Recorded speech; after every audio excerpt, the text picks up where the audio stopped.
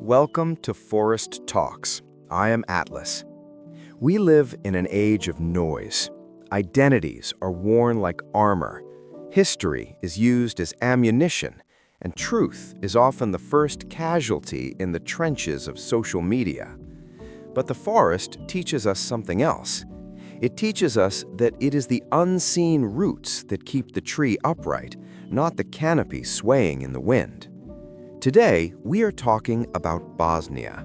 Not the Bosnia from the news, not the one from political slogans, but Bosnia as a reality that has endured for centuries against all odds. With me is the man who, I would dare say, wrote the most important book on this country in the English language. Noel Malcolm, historian, researcher, and author of Bosnia, A Short History. No, welcome to this quieter space. Thank you, Atlas. It's a pleasure. I'm glad to discuss Bosnia in a format that allows for nuance, rather than just short judgments or political verdicts. Bosnia's history deserves that. You know, when I read your book, I get the impression that your primary motive was the defense of facts against myths. One often hears, especially in Western politics, but also in the neighborhood, that Bosnia is some kind of artificial creation, a buffer zone that happened by accident. But you demonstrate something quite different. Yes, that was one of the main motivations for writing the book in the early 90s. Back then, the prevailing thesis was that Bosnia was an unsustainable mixture, a historical incident. However, when you look at the sources, from Byzantine to Hungarian to Ragusan, Bosnia appears very early and, crucially, continuously. As early as the 10th century, and certainly from the time of Ban Kulin in the 11th, you see a political unit that has its own elite, its own borders, and a sense of distinctiveness. That is interesting. Geography played a major role there, didn't it? Those mountains were both a curse and a blessing. Absolutely. Bosnia is geographically very specific. Difficult, impassable mountains and river valleys created a natural fortress. This allowed local rulers, even when nominally under the influence of Hungary or Byzantium, to actually rule very independently.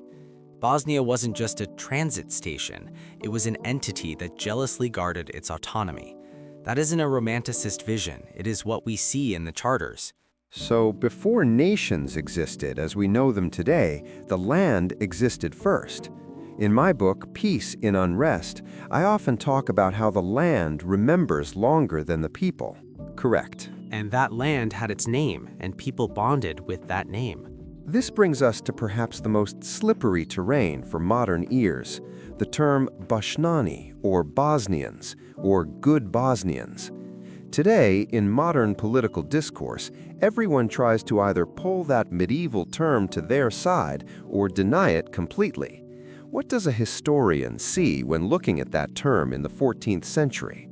He sees a political territorial identity. That is the key difference modern people struggle to grasp. Today, we think of identity as a package of blood, language, and religion. In the Middle Ages, being a Bošnjanin meant being a subject of the Bosnian Ban or king, and belonging to that legal and customary order. When King Tvrtko I writes charters, he addresses the Bošnjani. It wasn't an ethnic nation in the 19th century sense, but it wasn't an empty word either. It was a way of saying, we are neither Hungarians nor Serbs of Raška, nor Croats of the littoral. We are the people of this land. In other words, people first decide what they want Bosnia to be today, and then they go looking for history that proves it retroactively. Exactly. That is an anachronism, the sin of projecting the present onto the past.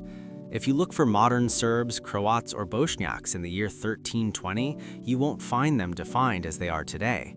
You will find people aware of their Slavic origins, but whose primary loyalty was tied to Bosnia and its crown.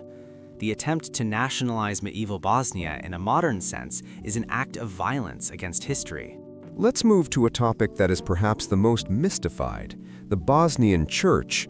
On one hand, we have the romantic image of good bogomils, dualists, heretics, who were forerunners to Protestants or even communists. On the other, claims that it was just a neglected Catholic or Orthodox branch. What is the truth?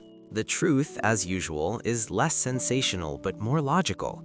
The myth of Bogomils, the idea that Bosnia was full of Manichaean dualists believing the material world is the work of the devil, was largely created in the 19th century and popularized later. The evidence for this is thin. When you read domestic sources, wills, inscriptions on steci, you don't see theological dualism. You see people using terms like bishop, celebrating the same saints, but having a different organization. So what was this Crkva Bošnjana, or Bosnian Church, then? Most likely, it was a schismatic branch of Catholicism that drifted away from Rome, not so much due to grand theology, but due to isolation and politics. They remained cut off from the reforms happening in Rome, kept old Slavic customs, and became their own. Rome called them heretics because they didn't recognize the Pope's authority, not necessarily because they believed in two gods. That actually says a lot about the Bosnian mentality, doesn't it? That stubbornness. We won't do as you say in Rome, nor as they say in Constantinople. We'll do it our way. Yes, that is a recognizable pattern. Bosnia wasn't an exception because it was mystical, but because it was pragmatic and independent.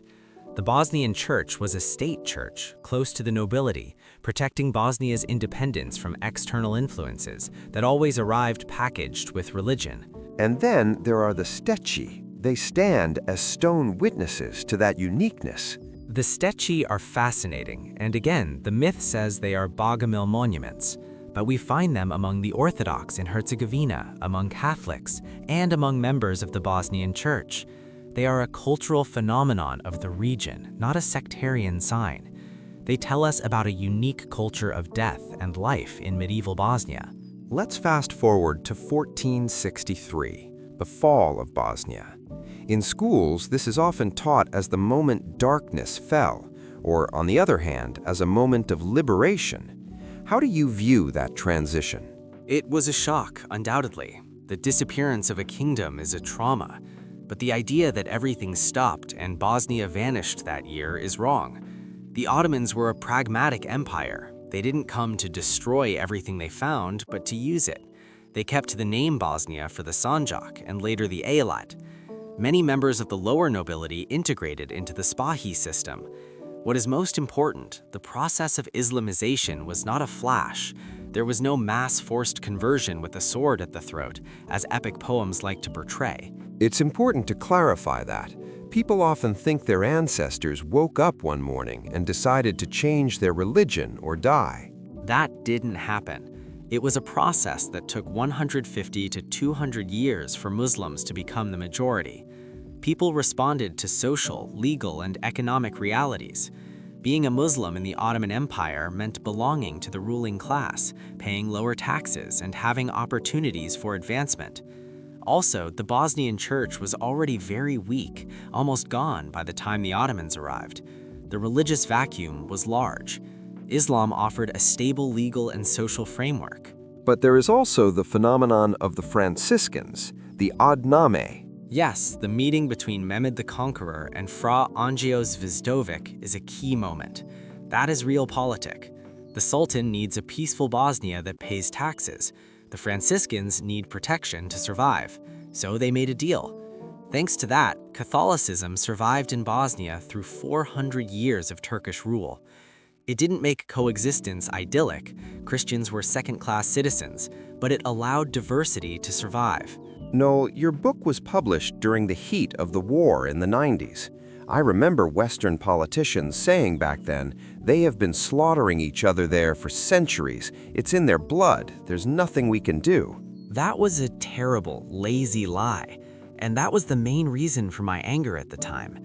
The history of Bosnia is not a history of slaughter. Yes, there were wars, rebellions, violence, just like in England, France, or Germany. But between those events stood decades, sometimes centuries, of peaceful coexistence in the same villages, the same marketplaces. The idea that Serbs, Croats, and Bosniaks, or their ancestors, hate each other automatically is a modern fabrication. Conflicts in Bosnia were almost always induced by great geopolitical fractures from the outside. Wars between Austria and Turkey, world wars, the breakup of Yugoslavia. They did not spring from the neighbors themselves. In Peace in Unrest, I write that peace comes when we stop lying to ourselves. It seems to me that this thesis of ancient hatreds is actually an alibi to avoid taking responsibility for the present. Exactly. If you say it is fate, then you are not guilty. If you say it is political manipulation, then you have to do something.